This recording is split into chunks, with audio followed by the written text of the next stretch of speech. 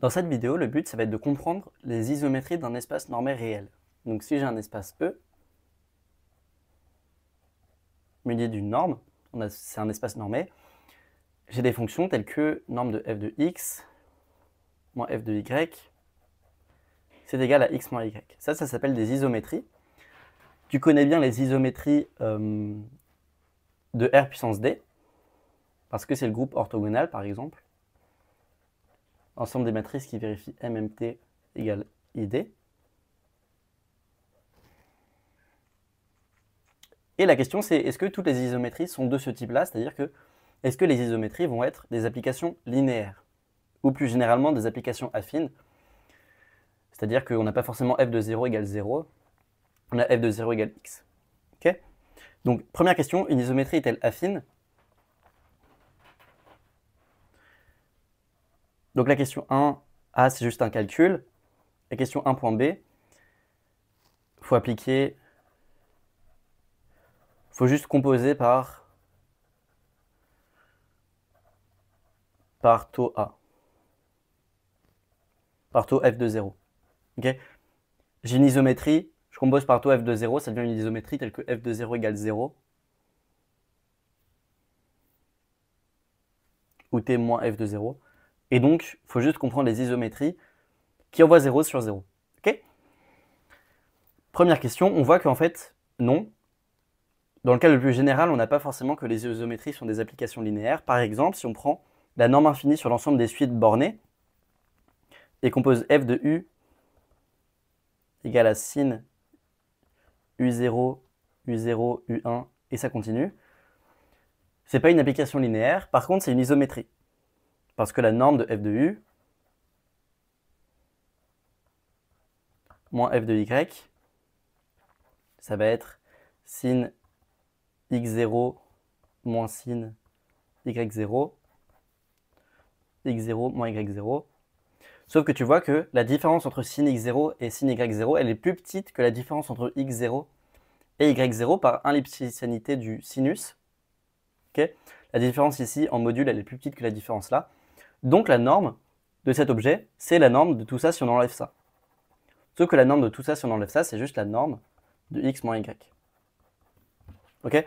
Donc non, les isométries ne sont pas affines dans le cas général. Maintenant, la question 3, c'est, dans la question 3, on montre que si on stabilise les milieux, c'est-à-dire que f de a plus b sur 2, c'est f de a plus f de b le tout sur 2, alors on a une application linéaire. Ok. Donc, on va montrer, on va prendre lambda dans R, et on veut montrer que pour x dans E, on a f de lambda x égale lambda f de x. Et ensuite, on verra comment conclure.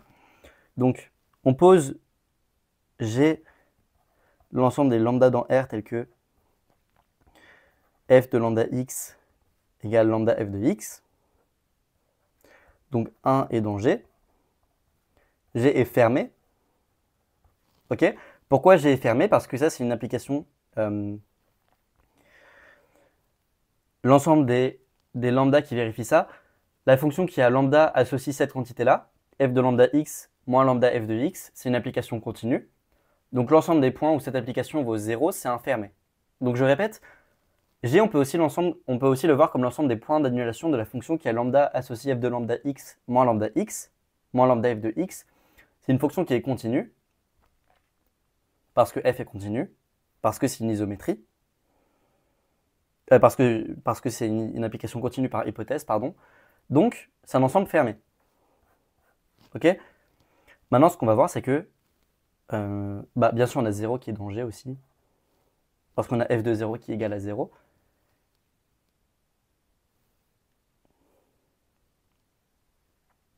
Et en fait, on peut voir que, quel que soit lambda égale k sur 2 puissance n pour k un diadique,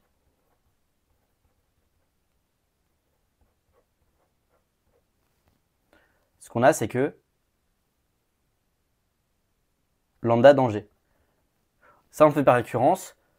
En fait, l'hypothèse, elle nous donne que A et B dans G impliquent A plus B sur 2 dans G. Ça, c'est juste vraiment une réécriture de l'hypothèse. c'est ouais, juste une réécriture de l'hypothèse. Moralité, comme on a 0 et qu'on a 1, on a 1 sur 2, puis on a 3 quarts, 1 quart, on a 3 huitièmes, etc. Donc, si on itère ça, on a tous les entiers qui sont diadiques, et ça, c'est dense. Okay, la densité des diadiques nous donne que 0,1, le segment 0,1 tout entier est inclus dans G. Ce qu'on peut aussi remarquer, c'est que comme f est impair, ce que tu peux vérifier, en prenant a égale moins b dans les hypothèses, comme f de 0 égale 0, on a que G est symétrique. C'est-à-dire que x dans G implique moins x dans G. Ok. Et enfin, ce qu'on a, c'est que G est stable par multiplication par 2. Okay, parce que si j'ai lambda dans G, ce que j'ai, c'est que f de 2 lambda x, ça c'est 2 fois 1 sur 2 f de 2 lambda x plus f de 0. C'est égal, en appliquant l'hypothèse à 2 lambda x et à 0, à f à 2 fois f de lambda x, et donc c'est égal à 2 lambda x. Okay, donc enfin, pour conclure, on a que G est symétrique, il est stable par 2, il contient le segment 0, 1, donc il contient les segments 0, 2 puissance n, parce qu'il est stable par multiplication par 2, et donc il contient R+, et donc il contient R. Ok. Moralité, pour tout x, j'ai f de lambda x égale x, et donc l'hypothèse, elle se réécrit. Comme je peux sortir le facteur 1 sur 2 de mon f de a plus b sur 2, f de a plus b égale f de a plus f de b. Et donc, comme on a déjà cette hypothèse-là, on a que f est une application linéaire. Donc voilà, donc la question 3, elle montre que pour montrer qu'une isométrie est affine, parce qu'une isométrie, c'est en particulier une fonction continue, tout ce qu'on a à faire, c'est de montrer qu'elle préserve les milieux.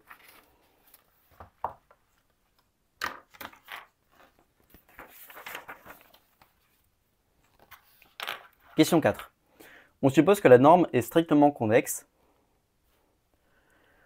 Donc, je rappelle qu'une norme convexe, une norme strictement convexe, ça veut dire que norme de a plus b égale norme de a plus norme de b, si et seulement si b égale lambda a ou a égale lambda b avec lambda positif. On dit que a et b sont positivement collinéaires. Donc, en fait, ça peut se voir assez visuellement avec la boule unité de la norme. Par exemple, si je prends la norme 2 sur R2, tu vois que si j'ai deux éléments qui ne sont pas positivement collinéaires de la boule unité, je prends leur moyenne. C'est un élément qui est strictement à l'intérieur de la boule unité, donc c'est un élément qui n'est plus de norme 1. Ça, en fait, ça me dit que la norme 2, elle est strictement convexe. Plus généralement, une norme euclidienne, c'est strictement convexe. Par contre, si je prends la norme 1, tu vois qu'il y a un souci. Parce que, par exemple, on a que la norme de 0, 1 plus 1, 0.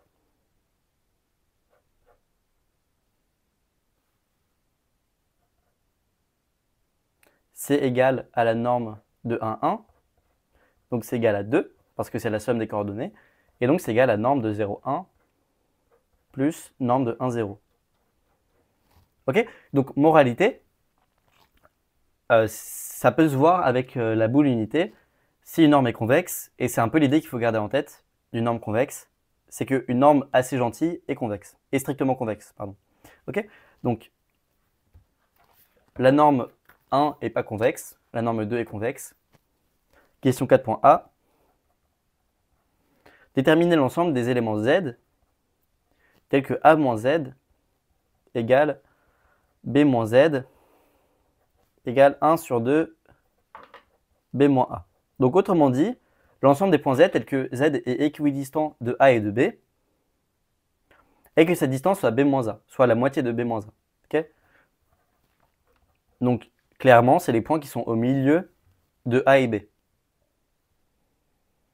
Sauf qu'il y a une petite subtilité, c'est que quand la norme n'est pas strictement convexe, en fait, on ne sait pas si ça va être exactement B plus A sur 2. En fait, on peut montrer que M à B, dans le cas où la norme est strictement convexe, c'est exactement B plus A sur 2. Okay? Comment on montre ça? On va calculer la différence entre Z et B. Non, voilà, ce qu'on a, c'est que si je fais la somme de Z moins B et de A moins Z, c'est plus petit que norme de Z moins B plus norme de A moins Z. Sauf que ça, c'est égal à 2 normes de B moins A. Et ça, c'est égal à 2 normes de B moins A. Donc par inégalité dans la stricte convexité, j'ai que Z moins B, ça va s'écrire comme lambda fois A moins Z, avec lambda positif. Ok? On peut supposer que A et B, enfin, en gros, c'est soit ça, soit l'inverse, mais par symétrie, on peut supposer que Z moins B, ça s'écrit comme lambda fois A moins Z avec lambda positif. Et donc, on a que Z. En fait, on peut montrer que, enfin, on va montrer que lambda, c'est égal à 1. Juste, quand on prend la norme, on a que la norme de Z moins B est égale à la valeur absolue de lambda, donc c'est égal à lambda, fois norme de A moins Z. Sauf que les deux sont de même norme, donc on a que lambda est égal à 1. Ok? Lambda égale 1, donc Z égale A plus B sur 2. Ok? Question B.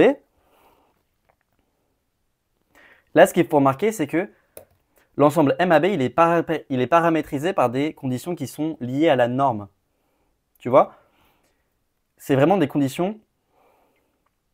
Enfin, c'est des conditions qui se lient seulement sur la norme, donc qui vont être préservées par une isométrie. En fait, ce qu'il faut voir, c'est que F stabilise MAB pour tout A et B dans E. Tu peux l'écrire toi-même, mais ça se voit une fois que... Enfin, c'est juste une conséquence directe du fait que F est une isométrie. Et donc, d'après la question 3, donc pardon, comme MAB c'est juste A plus B sur 2, j'ai que F de A plus B sur 2 c'est égal à A plus B sur 2, parce que c'est le seul élément de MAB. Donc quand MAB contient plusieurs éléments, c'est assez compliqué de savoir ce qui stabilise MAB. Mais en l'occurrence, on a ça. Et donc d'après la question 3, on a que F est linéaire. Ok?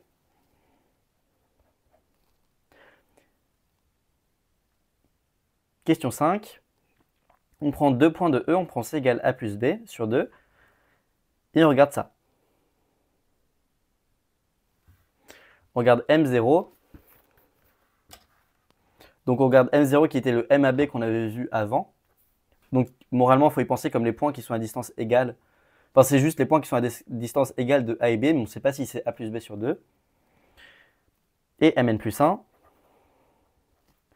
c'est l'ensemble des éléments, tels que pour tout Y, la distance entre X et Y, pour tout Y dans Mn, la distance entre X et Y est plus petite que le diamètre de Mn sur 2. Donc, en gros, ce qu'il faut y penser, ce qu'il faut voir, c'est que M0, si c'est pas un singleton, ça va être... On peut se représenter comme une boule.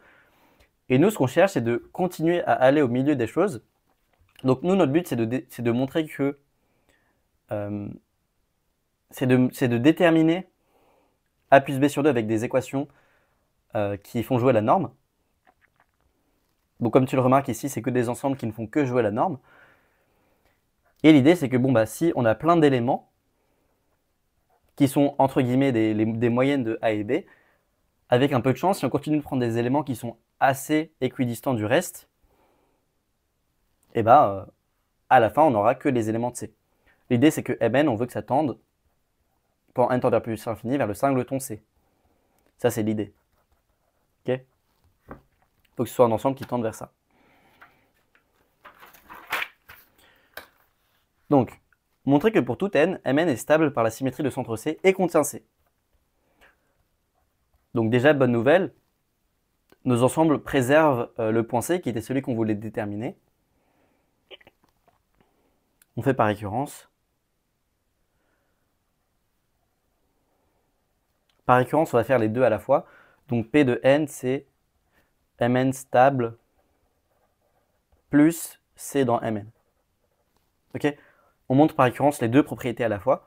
Donc M0, vrai, parce que la moyenne des deux vérifie clairement les conditions de M0. Ok? C'est stable par la symétrie de centre M, parce que si j'ai x moins a égale 1 sur 2 a moins b, alors j'ai que... Donc la symétrie de centre C, c'est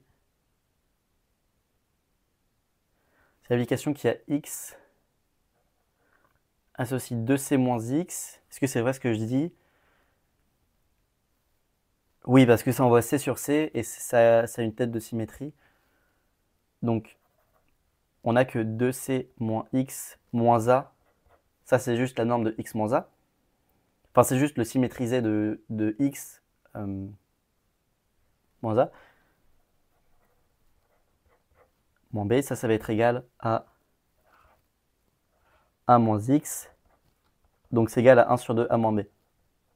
Ok? Donc, si j'ai la condition sur a, alors j'ai la condition sur b avec le symétrisé.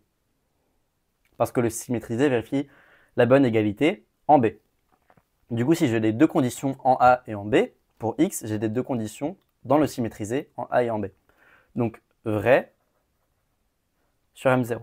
C'est bien stable par la symétrie, puisque l'ensemble des points qui vérifient les deux conditions est stable par la symétrie. Ok? Supposons n. Montrons n plus 1. Supposons P de n. Montrons P de n plus 1.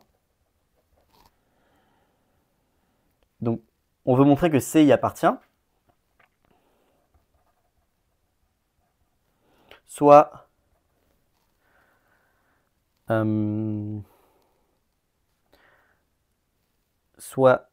y dans Mn.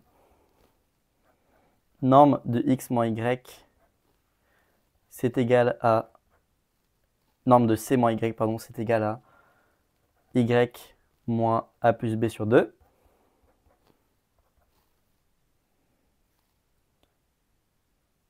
Ça, c'est égal à distance de a moins b. Parce qu'on sait que, comme y est dans Mn, ok, je suis un peu en train de m'embrouiller les pinceaux. On va prendre y dans Mn. Donc nous, ce qu'on veut, c'est que la distance à c moins y soit plus petite que le diamètre de Mn sur 2. Donc je prends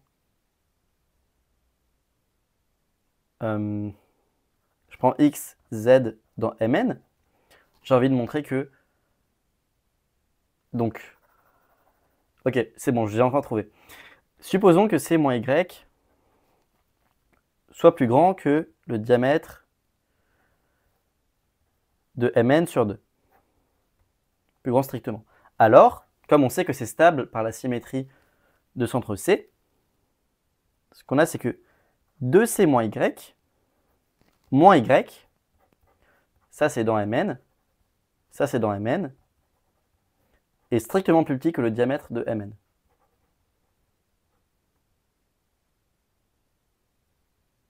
Ok? C'est pas possible. Donc, je répète. Supposons qu'on a c moins y qui est plus grand que le diamètre de Mn sur 2. Donc, en fait, le dessin montre tout. Hein. On a c, on a un élément de y. On suppose que y et c, ils sont assez éloignés. Sauf que, surprise, je sais que la symétrie par le centre de c stabilise Mn. Donc, j'ai aussi le point ici, qui est encore plus éloigné de y que c l'était. Et donc, j'ai deux points de Mn qui sont encore plus distincts les uns des autres que y l'était de c. Donc, j'ai ce point-là qui est 2c moins y, c'est lui, 2c moins y, j'ai ce point-là, y, ils sont très éloignés. Et donc, on a les inégalités avec le diamètre. Ok? Ce qui montre que C est dans Mn plus 1.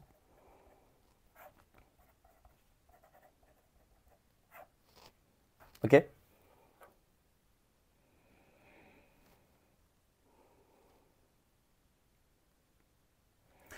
Maintenant, il faut montrer que Mn plus 1 est stable par la symétrie de centre C.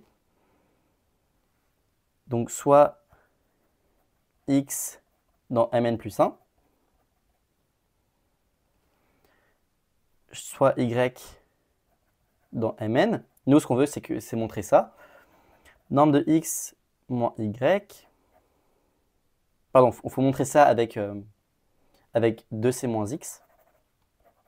Norme de 2C moins X moins Y. En fait, ce qu'on va faire, c'est qu'on va passer la symétrisation à Y. Ok? En gros, ce qu'on utilise là, c'est que le fait de symétriser par C, c'est une isométrie. Donc, je fais le dessin rapidement. On a C ici, on a X ici, on a Y. Nous, on veut montrer que 2C moins Y et 2C moins X est assez proche de Y. Bah, ce qu'on remarque, c'est que 2C moins X, la distance entre 2C moins X et Y, c'est la même distance que celle entre Y et 2C moins Y.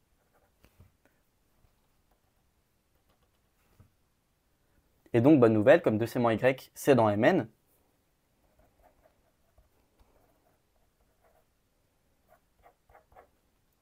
ça, c'est plus petit que le diamètre de Mn sur 2.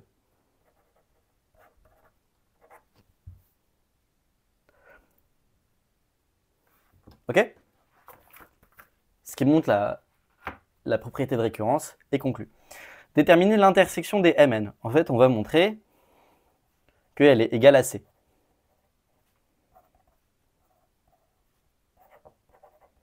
Il y a déjà un sens qui est clair. Enfin, il y a déjà un sens qu'on a montré dans la question A, c'est que C est dans l'intersection des Mn. Maintenant, si je prends Y dans intersection des Mn, ce que j'ai, c'est que la distance entre C et Y, elle est plus petite que le diamètre de Mn sur 2, quel que soit n. Ok? Ça, c'est l'hypothèse du fait que, comme Y est dans Mn, pour tout élément de Mn-1, il est au plus distant de diamètre de Mn sur 2. Sauf que comme C, c'est un point de Mn, on a ça. Ok? Maintenant, on a juste à montrer que le diamètre tend vers 0 lorsque n tend vers plus l'infini, et ça montrera que ça, c'est égal à 0. Ok? Et en fait, ce qu'on a, c'est que diamètre de Mn plus 1 est plus petit que diamètre de Mn sur 2.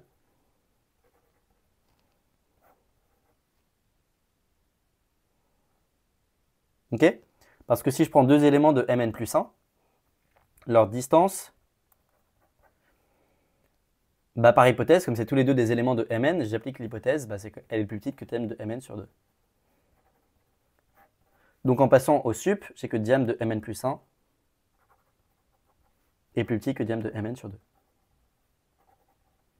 Donc les diamètres tendent vers 0, et en faisant tendre n vers plus l'infini dans cette inégalité, j'ai que la distance entre C et Y est nulle, donc j'ai montré ça. Et donc on conclut, on a le fait que, comme dans la question 4, pardon,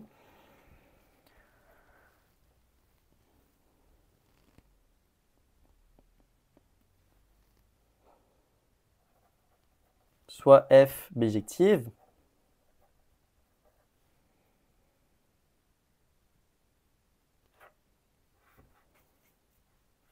donc on prend une fonction bijective.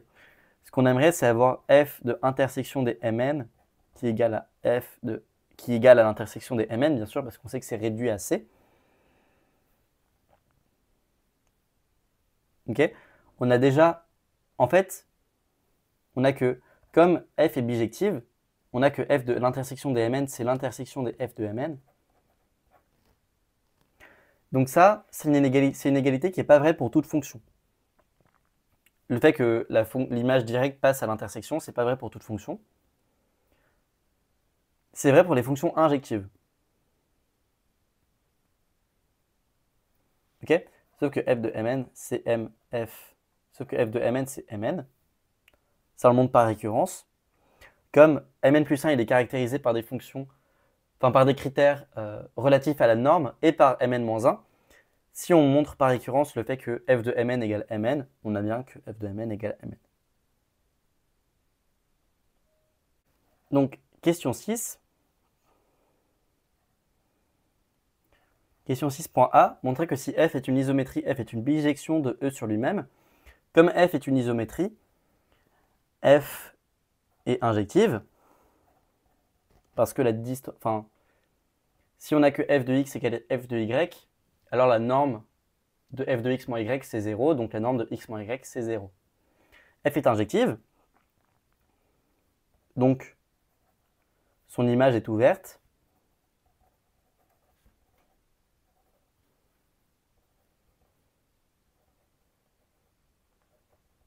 Ok?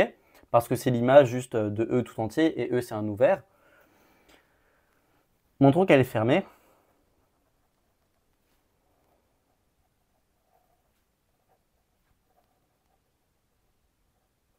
Donc je prends xn, je prends f de xn qui tend vers un y.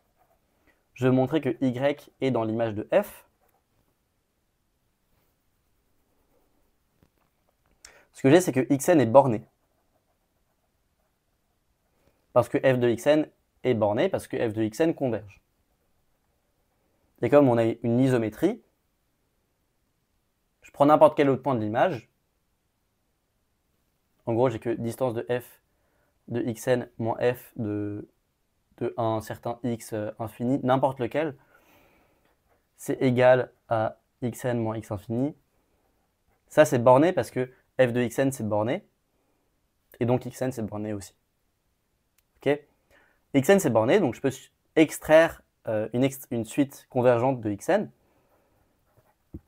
Je peux extraire une suite telle que x phi de n tend vers une limite L, et c'est gagné parce que j'ai f de L égale y, par continuité de f. Ok? Et unicité de la limite, blablabla. Donc, question 6.b. D'après la question 6.a plus la question 5, on a que f est linéaire. Okay? Donc, les isométries, dès qu'elles sont surjectives, elles sont linéaires. Et en particulier, toutes les isométries en dimension finie sont linéaires. Donc, ça répond déjà à la question du début qui était quelles sont les isométries de R puissance D? Bon, bah, c'est le groupe orthogonal. C'est OD de R. Okay.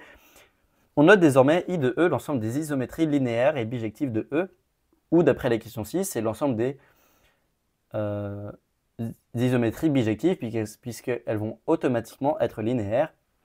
Et vérifier que I de E est un sous-groupe. Bah, les trois conditions sont des conditions de sous-groupe. Être bijectif, c'est stable par composition. Être linéaire, c'est stable par composition. Être une isométrie, c'est stable par composition. Et comme on a une bijection, on a bien un inverse. Il faut vérifier que l'inverse est linéaire, ça tu le sais bien. Il faut vérifier que l'inverse est une isométrie. Ça, c'est facile à vérifier. Ok? Question 7.b. On suppose que E est de dimension finie. Montrer que I de E est compact. En fait, on va montrer... Je vais un peu plus parler précisément du groupe OD de R. Non, en fait, on a juste que les compacts en dimension finie, c'est juste les fermés bornés. I de E, c'est fermé. Et c'est borné pour la norme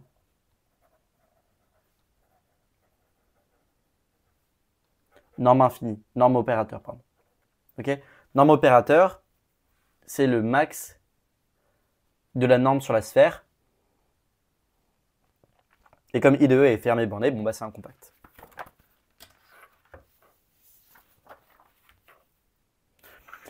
Question 8. Un point x de B est dit extrémal si pour toutes y et z dans B, x égale 1 sur 2 et y plus z implique y égale z égale x.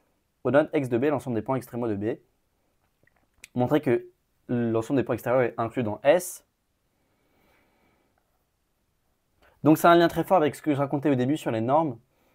par exemple, si tu prends la norme, la sphère, la boule unité de la norme 2, on voit qu'il y a plein de points extrémaux, par exemple. En fait, tous les points de la sphère sont des points extrémaux. Si tu prends la norme 1, c'est différent. Ce point-là, par exemple, il n'est pas extrémal, parce que c'est la moyenne des deux ici. Okay. Montrer que x de b est inclus dans S.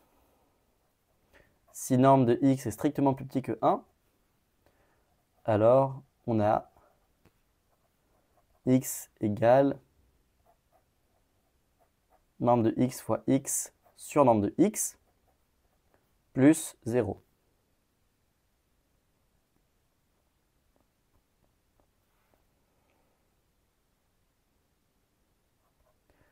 Donc, ça, c'est égal à 1 sur 2. Bon, géométriquement, la question 8.a, elle est évidente. Parce que le point, il est ici. Sa norme, elle est strictement plus petite que 1. Bon, bah, c'est clairement la moyenne de 2 points qui sont dans la boule unité. On prend juste 2 points qui sont comme ça.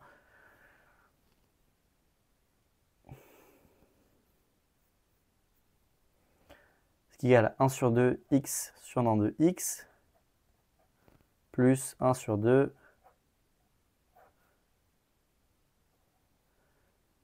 x sur norme de x moins 1 sur 2 plus 0. Voilà. Ça, c'est deux vecteurs de la boule unité. Et donc, c'est pas un point extrémal parce que x sur norme de x est différent de x, par hypothèse.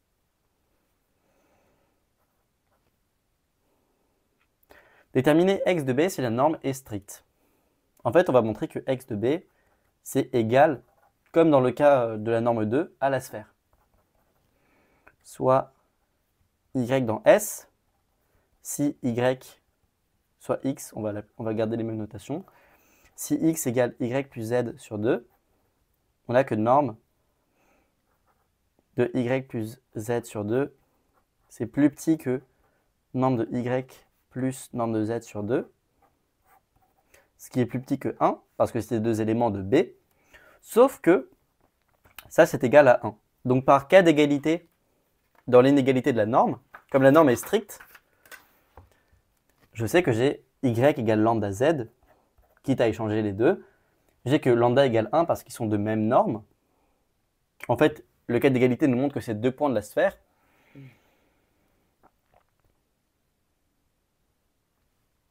Et donc j'ai y égale z.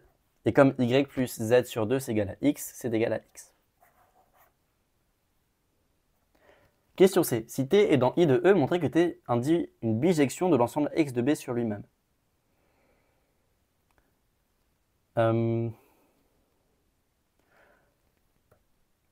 En gros, c'est juste le fait que... Bon, celle-là, je vais le prouver rigoureusement. Mais c'est juste le fait que t stabilise la boule. Enfin, t induit une bijection de la boule. Et que ces conditions-là sont préservées. Soit x dans B, soit x dans x de B. Si t de x égale y plus z sur 2, alors on écrit y égale t de y0, on écrit z égale t de z0. Ok, y0 et z0, ils vont encore être sur la boule. Et par bijectivité de t, j'ai que x est égal à y0 plus z0 sur 2. Donc, y0 égale z0 égale x, ce qui conclut.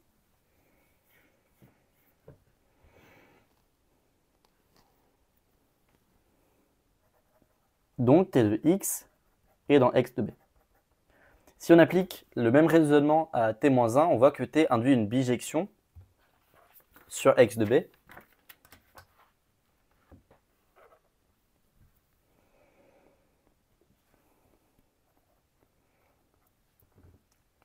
Ce qui est logique en gros, parce que si on revient à notre ensemble, à notre exemple de la norme 1, si j'ai une isométrie, bon bah, ce point-là, il vérifie un critère particulier qui n'interagit qu'avec des éléments de norme plus petites que 1. Donc quand il est envoyé par t, comme t ça préserve la norme, il vérifie exactement la même condition. Question 9, on prend ici E égale R puissance n et la norme 1. déterminer x de b.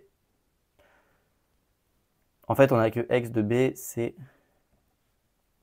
l'ensemble des plus moins EI, où EI, c'est 0, 1, 0. Ça, c'est en ième place.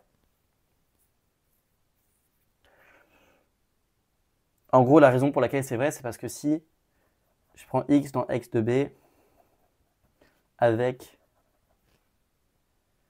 quel que soit i, x, i strictement plus petit que 1, donc ça veut dire qu'on n'est pas dans le cas d'un des plus moins EI.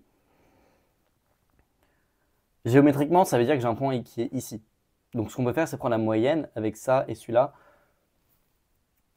Et essentiellement, faire exactement ce raisonnement-là marche. Ok?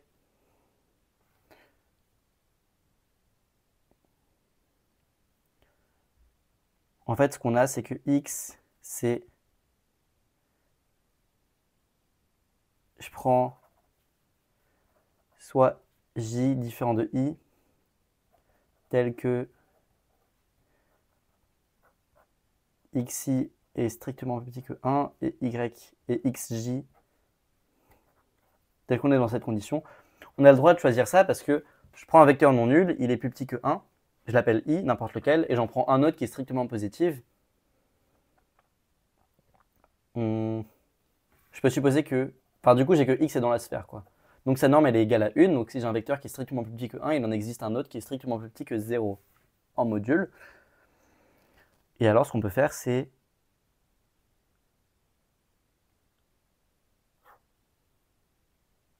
dire que x, c'est égal à xi plus epsilon 1 sur 2 plus xi moins epsilon, xj plus epsilon et xi moins epsilon. Ok? Et les autres coordonnées, c'est exactement les mêmes que le vecteur x. La raison pour laquelle ça marche, c'est parce qu'on peut supposer que epsilon est tel que xi plus epsilon, c'est plus petit que 1, que ça, c'est encore du même signe que xj.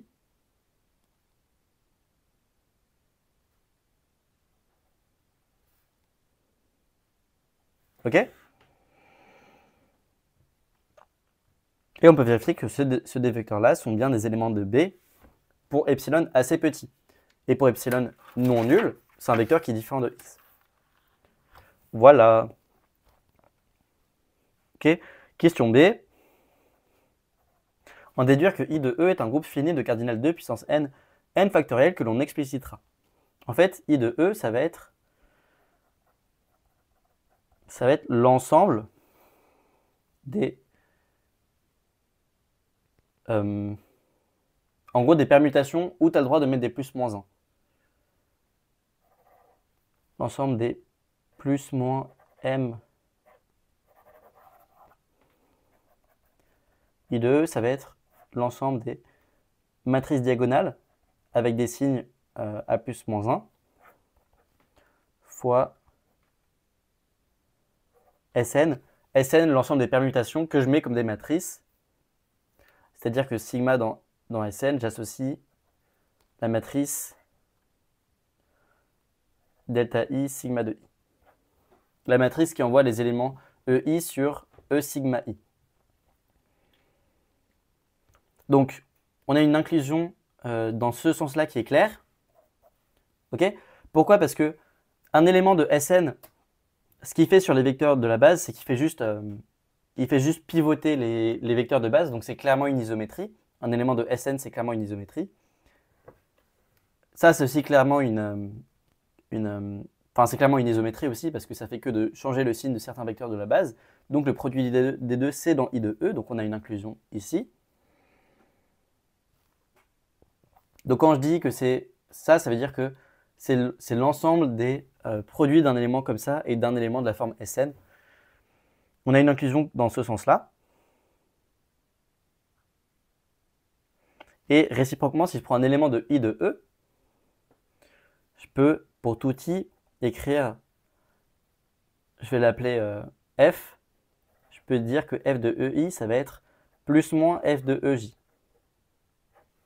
Et en fait, si j'écris si j'écris J égale sigma de I, on vérifie que sigma c'est une bijection. En gros, parce que F c'est aussi une bijection. Enfin, c'est clairement injectif d'écrire F de EI égale plus moins F de EJ. Je peux jamais avoir F de EI collinéaire à F de EI' pour I et I' différents. Donc tu peux vérifier que sigma c'est une injection, donc c'est une bijection. Et en fait, on vérifie avec les bons choix de signes que F c'est égal à P sigma fois les choix de signes qui vont bien. Bon voilà. D'ailleurs, la raison pour laquelle on pouvait écrire F de EI égale à plus moins E de sigma I, c'est parce que F stabilise l'ensemble des éléments de norme 1 qu'on avait déterminé juste avant. Question 10, on suppose que E est de dimension finie, on admet le théorème suivant. Pour tout ce groupe compact, il existe un produit scalaire euclidien pour lequel les éléments de G sont des isométries. On déduire que si I de E agit transitivement sur S, la norme est euclidienne.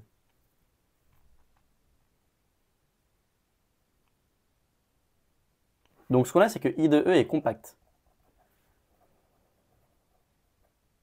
Donc on peut choisir une norme telle que I de E sont des isométries. Ok, donc là, déjà, il y a un truc qui cloche parce que les éléments de I de E, c'est des isométries à la fois pour la norme de base, mais pour cette nouvelle norme-là que je vais appeler norme I. Donc c'est des isométries pour les deux normes. Donc maintenant, ce que je veux, c'est que pour tout x, norme est égale à la norme I. Ok, je veux que les deux normes coïncident. Donc je veux que la norme de x soit égale à la norme de x en I. Ok. Donc quitte à changer la norme I par un scalaire, je peux supposer que la norme de n'importe quel vecteur, on va prendre 1, 0 jusqu'à 0, est égale à la norme ici. Okay. Quitte à changer la norme I et la multiplier par un scalaire. Et maintenant, ce qu'on remarque, c'est que quel que soit x dans S, qu'on écrit x égale sigma de 1, 0, 0, par transitivité du groupe, le groupe est transitif et donc il peut envoyer 1, 0, 0 sur n'importe quel élément de S. Donc j'ai que la norme de x, c'est la norme de sigma de 1, 0, 0. C'est égal à la norme sur I de x. Ok?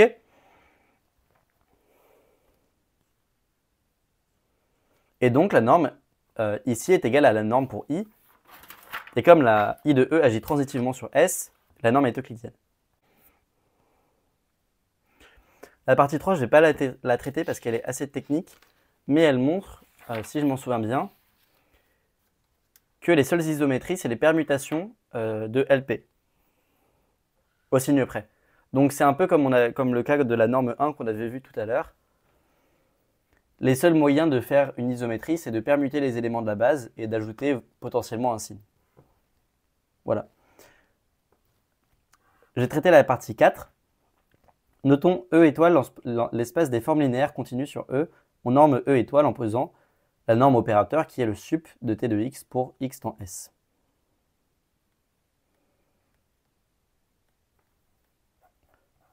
D'ailleurs ici c'est un phi. Phi hop c'est sup de phi de x. Et ici on a mis une norme mais c'est juste la valeur absolue pour x dans S. Okay. Donc la norme d'opérateur c'est le maximum des normes d'éléments des points.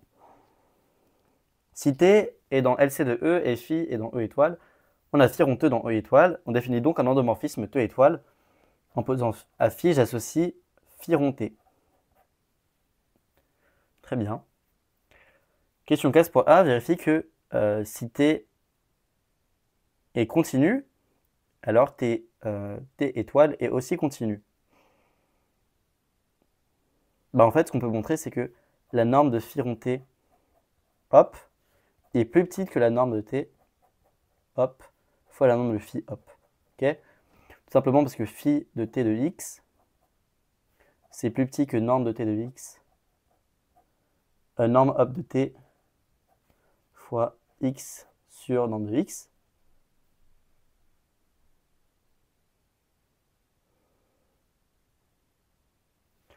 Enfin, en gros, ce qu'il faut voir, c'est que ça, c'est plus petit que la norme de phi hop fois norme de t de x. Ça, c'est plus petit que norme de phi hop, norme de t hop, norme de x. Et donc, la norme de ça, c'est plus petit que le produit de ces normes. En particulier, on a que la norme de t étoile, c'est plus petit que la norme de t.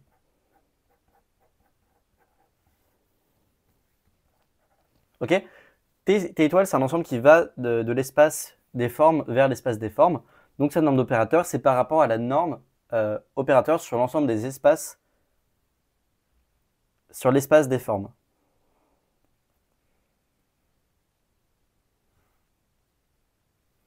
Question B. Pour T et U dans LC de E exprimé, U rond T étoile en fonction de T étoile et de U. En fait, un simple calcul montre que ça anticommute, c'est-à-dire qu'on a ça. Je te laisse le faire.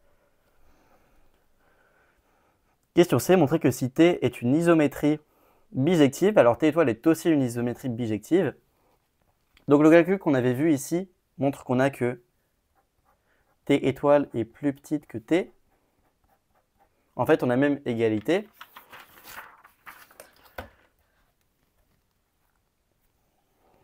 Soit phi de norme 1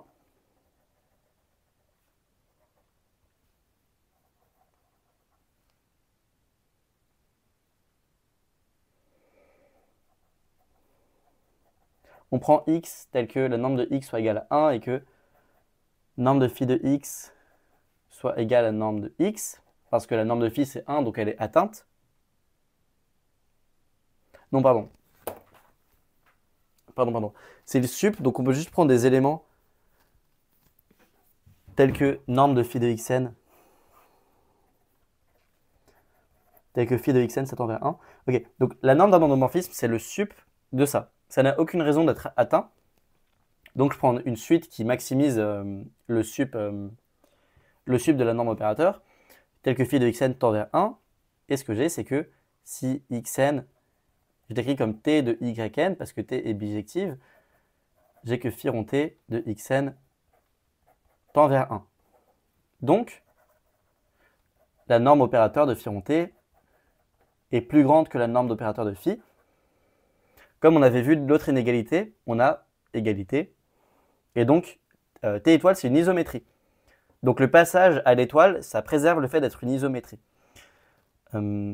Aussi le fait que T étoile est bijective, c'est parce qu'on a T fois T-1 étoile qui est égal à T-1 star fois T star. Sauf que ça, c'est égal à 1. C'est égal à l'identité. Parce que l'identité, star, c'est l'identité. Et donc, j'ai un inverse à gauche. Et par la même technique, j'ai un inverse à droite. Donc, l'étoile, c'est bijectif. Voilà.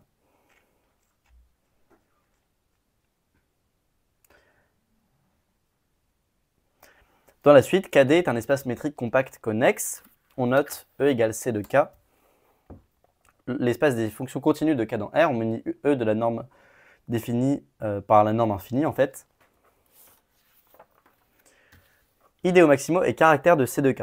Ça, c'est une très jolie partie qui va déterminer l'ensemble des idéaux maximaux de C de K. On va utiliser le théorème de Borel-Lebesgue. Donc, si tu ne le connais pas, j'ai fait une vidéo dessus qui s'appelle... Enfin, je pense que je vais en refaire une bientôt.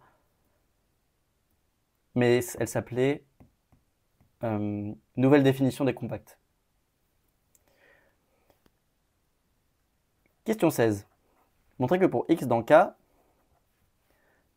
le noyau de delta x est un idéal maximal de C de K. Okay, bon, bah, si K de delta x est inclus dans un autre idéal, alors si l'inclusion est stricte, on a qu'il existe x, il existe f dans i, tel que i n'est pas dans le noyau dx, donc f de x différent de 0. Et à partir de là, si je prends un élément phi dans c de k quelconque, j'ai phi qui est égal à f fois phi de x sur f de x plus d, un élément de quart dx. Ok? Parce que cet élément-là et cet élément-là ont la même image en x, donc leur différence est un élément du noyau de dx, donc en particulier c'est dans i. Parce que quart de dx c'est inclus dans i, ça c'est un élément de i, donc tout ça c'est dans i. Une autre manière de le voir qui est assez jolie, c'est que, je ne sais pas si tu as vu, mais un idéal maximal, c'est aussi, ça peut être défini comme un idéal tel que le quotient de c de k par i, c'est un corps. C'est une autre définition de l'idéal maximal. Et bien là, ce qu'on a, c'est que c'est canoniquement isomorphe à R, parce que j'ai la fonction d'évaluation qui a une fonction associée f de x. C'est une fonction surjective parce que c de k, ça contient les constantes. Et son noyau, c'est exactement delta de x, qui montre que ça, c'est isomorphe à R. Okay, c'est une autre manière de le voir. Soit I un idéal de C de K qui n'est contenu dans aucun idéal car de delta X. Pour X, on dispose donc de Fx tel que Fx de X non nul. Donc la question 17.A montrer qu'il existe un ouvert Ux de K contenant X sur lequel Fx ne s'annule pas. Bon, bah c'est juste la continuité de F. À l'aide du théorème de Borel-Lebesgue, construire F de I strictement positif sur K. Là, c'est assez subtil. Ce qu'on va faire, c'est qu'on va dire que K, c'est l'union pour X dans K de Ux. Donc, c'est une union finie, union pour I allant de 1 à R, de Uxi, avec Fi tel que F de Xi est non nul. Maintenant, ce qu'on va considérer, c'est la somme des F carrés. Ça, c'est tout le temps strictement positif sur K. Comment ça se fait? Bon, bah, je vais montrer que c'est strictement positif. Je prends un élément X. Par hypothèse, il est dans un des Uxi. Donc, il existe, donc j'ai Fi de X qui est non nul. Donc, strictement positif. Enfin, Fi carré de X va être strictement positif. Et donc, cette fonction-là est non nulle en X. Maintenant, tu peux vérifier que les fonctions qui sont strictement positives sur un compact sont inversibles. Pourquoi c'est vrai ça? Parce que elle est sur un compact, donc elle atteint son minimum. Et en fait, on peut vérifier que 1 sur somme des f carrés, c'est C0, c'est continu. En gros, parce que la fonction, c'est exactement parce que la fonction qui a x associe 1 sur x est continue sur R plus étoile. Ça prend ses valeurs sur R plus étoile, donc ça, c'est continu. Ok? Donc, comme i contient un élément inversible, j'ai que i égale c de k. Et d'après la question 17, la question 18 me donne que les idéaux maximaux sont exactement les delta x, les noyaux de delta x. Donc, parenthèse ici, c'est vraiment très fort le fait qu'on ait une correspondance entre les idéaux maximaux. Enfin, c'est vraiment assez étonnant qu'on ait une correspondance entre les idéaux maximaux de cet anneau, qui est l'anneau des fonctions continues du compact, et les éléments de K. C'est vraiment assez étonnant. En fait, c'est quelque chose qu'on peut faire assez souvent. Quand j'ai un anneau A quelconque, je peux regarder l'ensemble de ces idéaux maximaux, ou l'ensemble de ces idéaux premiers, qu'on appelle le spectre de A. Et en fait, A, ça va s'identifier assez naturellement à un anneau de fonction sur le spectre. Et donc, en gros, l'idée de base, c'est que si j'ai A un anneau, n'importe lequel, A est un anneau de fonction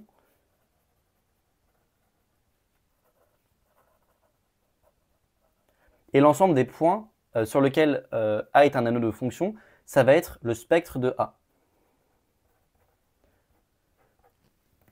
En vrai, tu peux juste considérer que c'est les idéaux maximaux. Et donc, gratuitement, si j'ai un anneau quelconque, en fait, il vient avec un certain espace topologique, qui est cet espace-là, Et c'est vraiment une correspondance assez jolie. Enfin, normalement, quand on a un anneau, c'est juste quelque chose de purement algébrique, mais en fait, non, il vient avec un espace topologique qui est le spectre de A. Et ici, dans ce cas-là, on voit bien que si je regarde l'ensemble des idéaux maximaux de C de K, c'est un anneau de fonction sur K, donc je retombe bien sur K. Voilà, ça c'est juste la parenthèse. C'est un peu ce qui est à la base de ce qu'on fait en géométrie algébrique, si tu veux faire ça plus tard. Point extrémo des boules unités de C de K et C de K étoile. Montrer que x de B c'est égal à plus ou moins 1. Bon, ça géométriquement c'est clair. K c'est un compact. Si j'ai un élément qui est de norme plus petite que 1, mais un élément à un endroit il est strictement plus petit que 1, ce que je peux faire c'est lui rajouter une toute petite bosse ici, une toute petite bosse comme ça, faire la moyenne des deux, prendre la bosse de taille assez petite, et ça marche.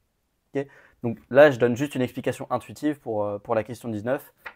Mais c'est très similaire à ce qu'on a fait pour déterminer ext de R puissance D pour la norme 1. C'est très similaire.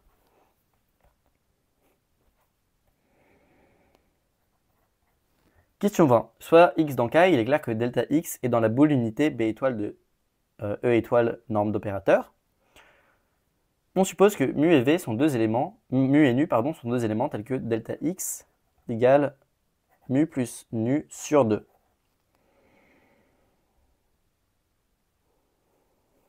Soit f continue à valeur dans R+, et nul en x. Montrer que si t est suffisamment petit, on a norme de 1 moins tf qui est égale à 1.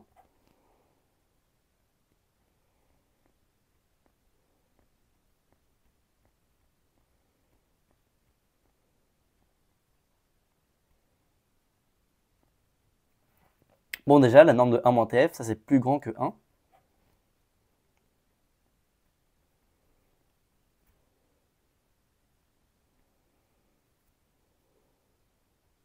Parce qu'on sait qu'en x, 1 moins tf de x, c'est 0.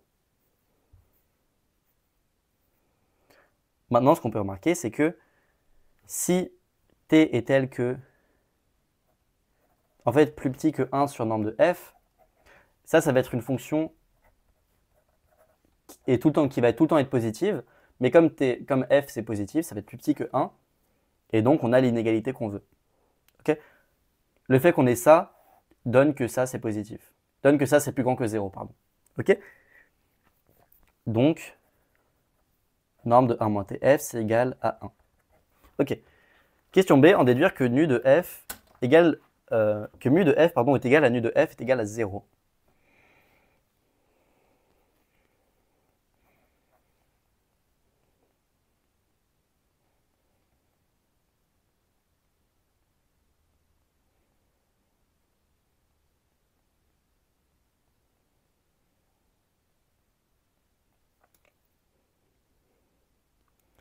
Bon, ce qu'on a, c'est que mu de 1 moins tf, c'est plus petit que 1, parce que c'est plus petit que la norme de 1 moins tf pour t assez petit.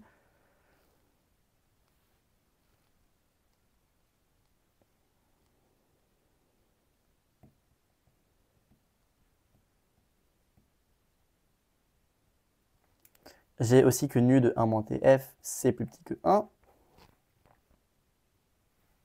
Tout ça en module. J'ai aussi que delta x de 1 moins tf, ça c'est égal à 1. C'est plus petit que norme de mu de 1 moins tf plus nu de 1 moins tf sur 2. Donc c'est plus petit que 1. Donc j'ai égalité dans toutes les inégalités d'avant. Et donc j'ai que, au signe près, enfin en fait même ça va être positif, j'ai que mu de 1 moins tf égale mu de 1 moins tf qui est égal à 1. Donc j'ai que mu de f égale 0.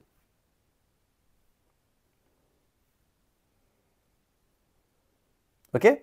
Maintenant, ce que je peux remarquer, c'est que le noyau de nu, donc il contient, parce que ce qu'on a fait pour f, on peut le faire pour n'importe quelle fonction qui s'annule en 0, il contient le noyau de delta x, Comme ça, c'est un idéal maximal. On a que ker de mu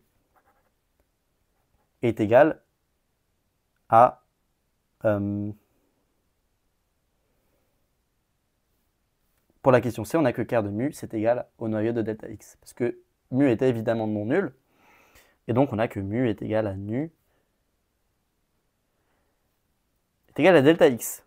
Et donc, on a que delta x, c'est un point extrémal de la boule de B étoile.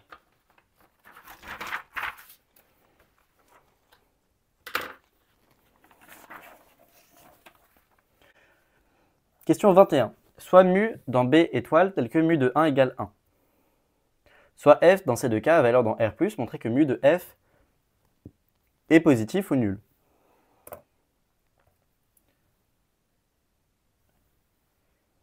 Donc, en gros, ce qui se passe, c'est que on a que la norme de mu est plus petite que 1, parce que c'est dans B étoile, et elle est atteinte en 1. On a mu de 1 égale 1.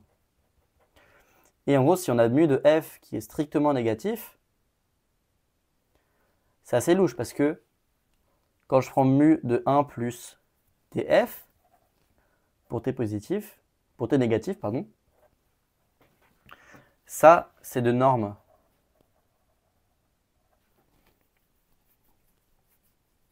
C'est de normes plus petites que 1, mais c'est aussi égal à 1 plus t mu de f. Et donc, on a que... Ça peut pas être...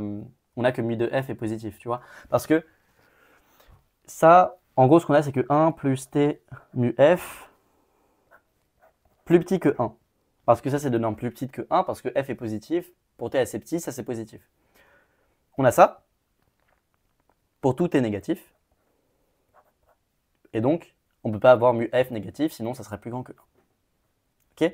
Donc, mu de f est positive. Question B. Montrer que les formules suivantes définissent des éléments mu1 et mu2 de B étoile.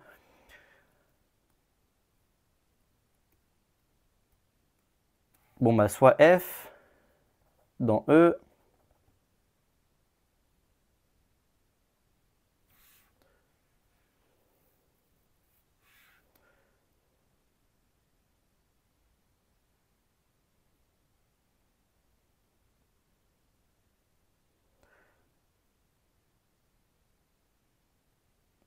ce qu'on peut faire en fait, c'est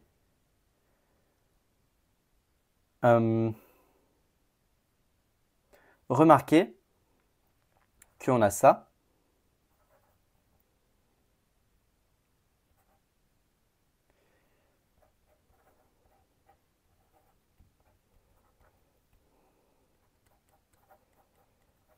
Ok. Maintenant, comme mu préserve la positivité, par linéarité, elle va aussi préserver les inégalités. Donc ce que j'ai, c'est que mu de GF, c'est plus petit que norme de F mu de G. Ça, c'est plus grand que mu de G norme de F. Ok. Donc, mu de GF, c'est plus petit que norme de F fois mu de G. Et donc, le quotient des deux est plus petit que la norme. Donc, on a bien que mu1 de F, c'est un élément de B étoile.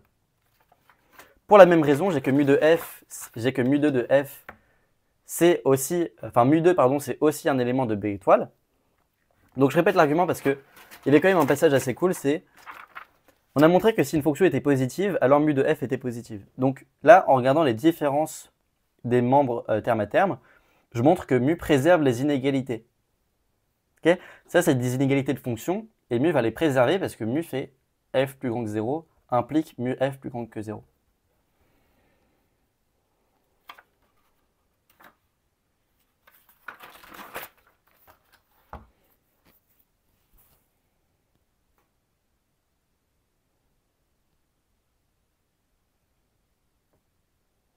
Ok. Question C. Montrer que mu1 égale mu2 égale mu. Bah, ce qu'on va faire, c'est qu'on va calculer la moyenne. Ça ressemble beaucoup à l'hypothèse sur les éléments de x de b. Donc on va calculer mu1 plus mu2 sur 2. Avec un peu de chance, on tombe sur mu. Et en fait, ça fait 1 sur mu g mu1 moins g. si je l'évalue en f, cette forme-là, ça me fait mu 1 moins g, mu de gf, plus mu de g, mu de 1 moins g, f. Ok. Donc là, on va voir qu'il y a des simplifications en mu de gf fois mu de g. Là, on a mu de gf, si je regarde ce qui se passe en 1, plus mu de g, mu de f.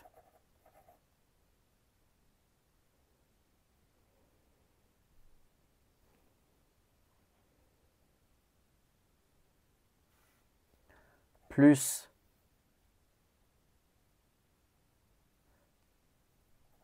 moins 2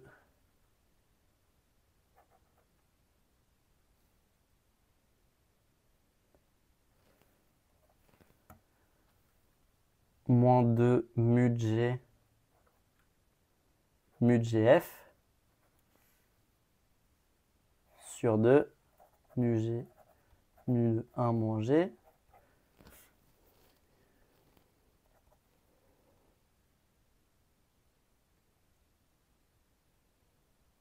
Donc ça, c'est mu de gf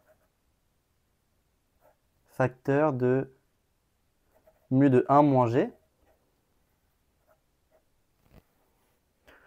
plus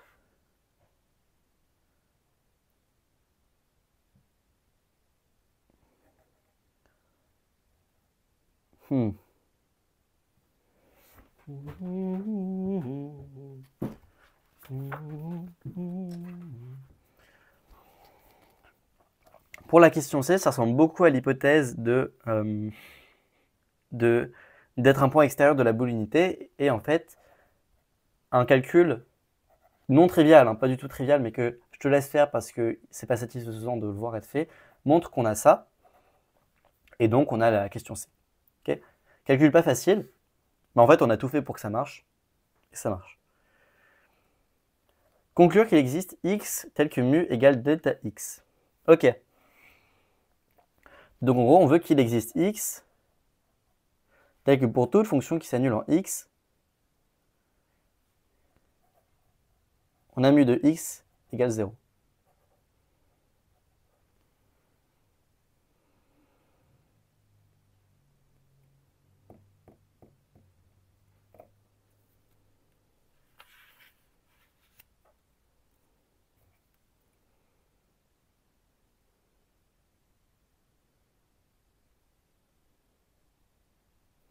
Donc en fait, ce qu'on a, c'est que pour toute fonction f et g, telle que g est comme ça, on a que mu de f, g égale mu de f, mu de g. Ça sent assez bon. La raison pour laquelle ça sent assez bon, c'est parce que, tu sais, quand tu as des morphismes d'anneaux, ça induit des idéaux. Et là, on vient de voir que ça ressemble à un morphisme d'anneaux. Bon, évidemment, on a une hypothèse sur G dont il va falloir se débarrasser. Mais ça ressemble beaucoup à un morphisme d'anneaux et on est assez content. En fait, le truc, c'est que pour tout réel t, j'ai que mu de f t plus g, c'est égal à mu de f, mu de t plus g, parce que j'ai que mu de 1 est égal à 1. Ok. Et en fait, là, j'ai oublié la condition sur g, parce que j'ai rajouté un réel t. Donc t plus g, c'est quelconque. C'est à n'importe quel signe. Et donc, moralité, en fait, j'ai quel que soit a et b, mu de ab égale mu a, mu b. Ok. En particulier, noyau de mu, c'est un idéal. Et en fait, on a même mieux, c'est un idéal maximal. Pourquoi? Parce que on a une surjection de C et de K dans R, de par mu. Okay, parce qu'on a mu de 1 égale 1, donc pour tout lambda dans réel, mu de lambda fois 1, c'est égal à lambda. On a une surjection, et donc on a un isomorphisme comme ça. Ce qui montre que ker de mu, c'est un idéal maximal. Ok, c'est un idéal maximal, donc on a que ker de u, ker de mu, c'est un noyau de la forme delta x.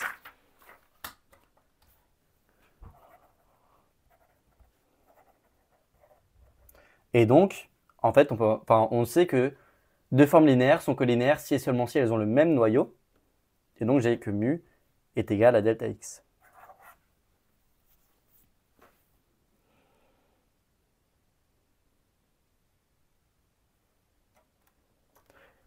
Partie D, le théorème de Banach-Stone, soit t tel que t de 1 égale 1,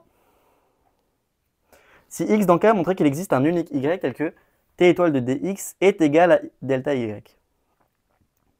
Donc en fait, la question 22.a, elle est assez... En fait, ça découle juste du fait que t étoile, c'est une isométrie.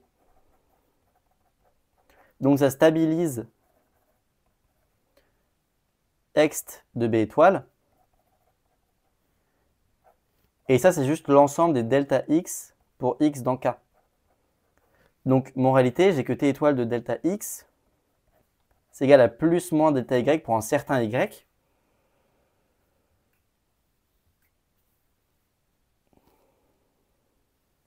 Sauf que si on évalue en 1, on n'a que t étoile de delta x en 1. Si j'évalue tout ça en 1, ça fait 1 de x égale plus moins 1 de y. Là, j'évalue juste 1 en tout ce qui se passe ici. Ça fait delta x de t de 1, sauf que delta x de t de 1, c'est delta x de 1. Donc j'ai ça. Et donc j'ai que le moins n'est pas possible. Donc ici, c'est un plus. Ok? Tout la question 22.a. Question B. Si f dans E, exprimez t de f en fonction de f et phi. Donc ce qu'on va faire, c'est qu'on va dire que soit x dans K, ce qu'on va remarquer, c'est que f moins f de x fois 1 s'annule en x. Ok, donc ça, c'est un élément de delta x. Donc quand je fais t de f, t de ça,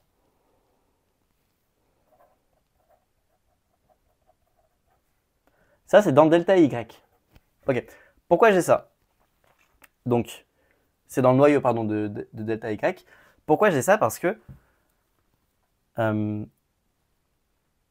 je fais delta x de t de ça,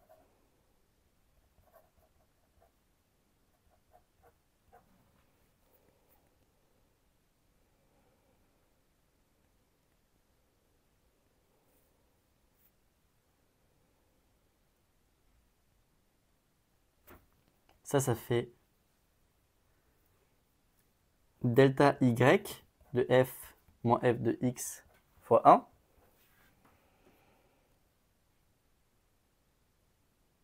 Ok, pardon, c'est le contraire.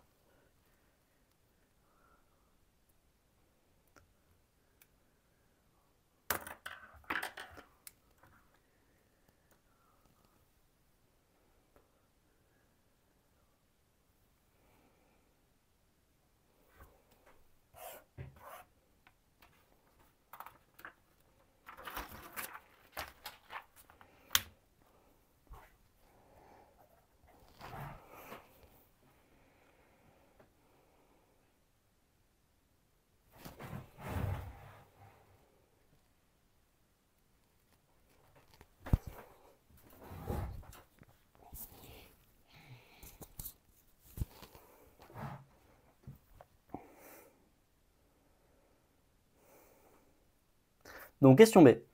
Si f est dans E, exprimez t de f en fonction de f et de phi. Donc nous, ce qu'on a, c'est que, quel que soit f, delta x de t de f, j'écris juste ce que c'est que la question 12.a, delta x de t de f, c'est égal à delta y, delta de phi de x, pardon, delta de phi de x de f. En particulier, si f s'annule, parce que ça dit en gros, c'est que si t de f s'annule en x, f s'annule en phi de x. Donc ce qu'on va faire, c'est qu'on va dire que delta x de t de f c'est égal à delta x de t de f moins f de x fois 1 fois t de f de x fois 1 plus, enfin ça c'est égal à ça, moins t de f de x. Ok, comme delta x de 1 c'est 1, je peux sortir ça et avoir cette égalité. Et donc ça c'est égal à delta phi de x de f. En particulier, ça comme c'est égal à 0, parce que cette fonction s'annule en 0, tu vois, et là je peux factoriser le t, parce que j'ai que t de 1 égale 1, j'ai, ça c'est égal à ça, moins tf de x, pardon, de f moins tf de x, j'ai que f moins tf de x fois 1, évalué en phi de x, c'est 0. Ok, donc je répète tout ce qui se passe. Nous, on a envie de faire parler phi dans t de f. Ce qu'on sait avec phi, c'est cette écriture-là. Donc on veut absolument faire entrer des choses dans le noyau de delta x. Donc ce qu'on fait, c'est qu'on retranche à t de f la fonction qui est constante égale à t de f de x. Okay, ça, c'est un élément qui est dans le noyau de delta x. Donc on sait, d'après la formule de la question A, quand je factorise par t, je vais avoir un élément de delta phi de x. Donc ce que j'ai, c'est que f de phi de x est égal à t f de x. Parce que la fonction constante évaluée en phi de x, c'est tf de x. Et donc on voit que tf, on voit que t à f, ça associe f rond phi. Tu vois? Donc c'est assez joli, on est passé par l'espace dual, on a regardé ce que t faisait sur l'espace dual, on a obtenu une fonction. Pour l'instant, on sait pas grand-chose de la fonction. On va voir un peu plus dans la question C, mais on sait en tout cas que t, en fait, c'est juste la composition par phi. C'est assez joli. En fait, ce qu'on peut montrer, c'est que je sais que j'ai t fois t-1 égale 1. Si à t-1, j'associe un phi tilde, parce que t-1, c'est aussi un élément de I de E, donc on a aussi un phi tilde qui lui est associé. Ce qu'on a, c'est que t-1 star fois t star, c'est égal à l'identité. Donc en particulier, on a que t-1 star de t star de delta x égale à delta x. Donc ça, c'est l'identité de l'ensemble des formes linéaires. Et donc, j'ai que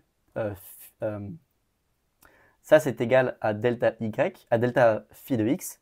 Donc j'ai t-1 star de delta phi de x qui est égal à delta x, sauf que ça, c'est juste delta phi tilde de phi de x qui est égal à delta x. Donc, j'ai ça.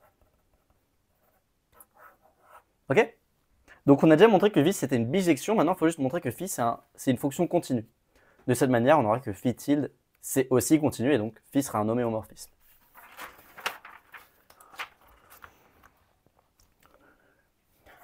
Donc on a juste à montrer que phi est C0. En fait, ce qu'on va marquer, c'est que si j'ai une suite xn qui tend vers x, on veut que phi de xn ça tend vers x. En fait, ce qu'on a, c'est que ça tend vers phi de x. Ce qu'on a, c'est que l'intersection des delta xn contient delta x. Pourquoi? C'est quoi ça? Ça, c'est l'ensemble des fonctions qui s'annulent sur tous les éléments x1 jusqu'à xn. Sauf que xn, ça tend vers x. Donc si je m'annule sur tous les xi, je m'annule sur x, et donc on a ça. Et donc en passant à t, j'ai que l'intersection des delta phi de xn comprend delta phi de x. Ah, mais si phi de xn ne converge pas vers phi de x, je peux supposer, quitte à extraire la suite xi, que, quel que soit i, la distance entre xi et x est strictement positive. Mais ça contredit le fait que... Ça contredit ça, parce que si je prends une fonction qui ressemble à ça, donc là j'ai x, là j'ai les xi, il y a une distance epsilon, bah je prends une fonction qui fait ça. elle est dans delta phi de x, pardon, ça c'est phi de x, pardon. Et ça c'est phi de xi moins phi de x. Ok, si phi de xn ne converge pas vers phi de x, je peux supposer ça, quitte à extraire. Et alors j'ai un scénario comme ça, cette fonction-là, elle est dans le noyau de phi de x, mais elle n'est pas dans le noyau, dans l'intersection des noyaux. Ce qui contredit ça. Moralité, ma fonction phi est continue, tout le monde est continu, et donc j'ai un homéomorphisme. Et donc moralité, question 23, I de C de K, c'est l'ensemble des...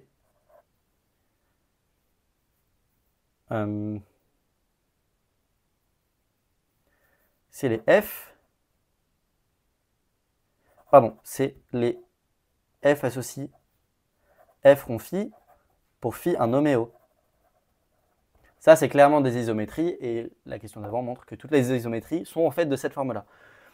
Donc, en fait, si on y réfléchit, vraiment la beauté de ce DM, c'est que il met un lien très fort entre C de K et les fonctions sur ces idéaux.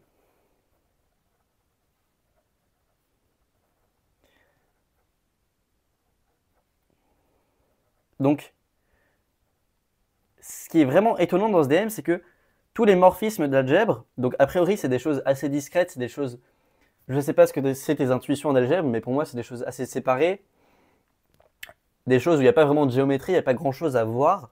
En fait, la bonne notion pour les morphismes d'algèbre de l'anneau C de K, c'est en fait les fonctions continues. Ça c'est vraiment très étonnant. Et en fait, il y a vraiment un lien très très fort entre des éléments algébriques qui ont l'air assez séparés, assez distants au final de tout ce qui est géométrique, et les fonctions continues sur le spectre qu'on avait vu tout à l'heure. Voilà. Et ce DM montre bien ça dans le cas des fonctions continues sur K. C'est vraiment un joli DM.